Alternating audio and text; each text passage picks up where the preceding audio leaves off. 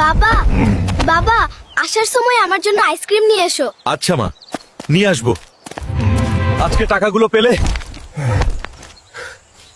আমার মেয়ের জন্য আইসক্রিম নিয়ে যাব। মালিক, আমাকে আজকে টাকাটা দিয়ে দেন। যাও যাও, আজকে হবে না, কালকে এসো। দাদা, দুটা কোনো আইসক্রিম দেন, পার্সেল করে দিন, কালকে টাকা দেব। আমার মেয়ে আইসক্রিম খেতে চাইছেই। ফকিন্নি, আসো সে আইসক্রিম নিতে। বাবা তুমি আমার জন্য আইসক্রিম নিয়ে আনছো? না মা, ভুলে গেছি।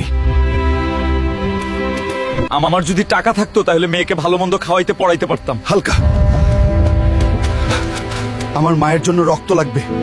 তুমি যদি আমার মাকে রক্ত দাও তাহলে তুমি যা চাও তাই দেবো। চলো তাহলে। হালকা, তোমার জন্য আজকে আমার মা বেঁচে গেছে। আজ থেকে আইসক্রিমের দোকানটা তোমার। এক সময় তুই আমাকে ফকিন্নি বলে অপমান করছিলি। ভুল হয়ে গেছে স্যার। আজ তুমি আমার দোকানে কাজ করতেছো, টাকার জন্য কাউকে ছোট করে দেখতে নাই। বন্ধুরা, ভিডিওটি কেমন লাগলো কমেন্টে জানাতে ভুলবেন না। আর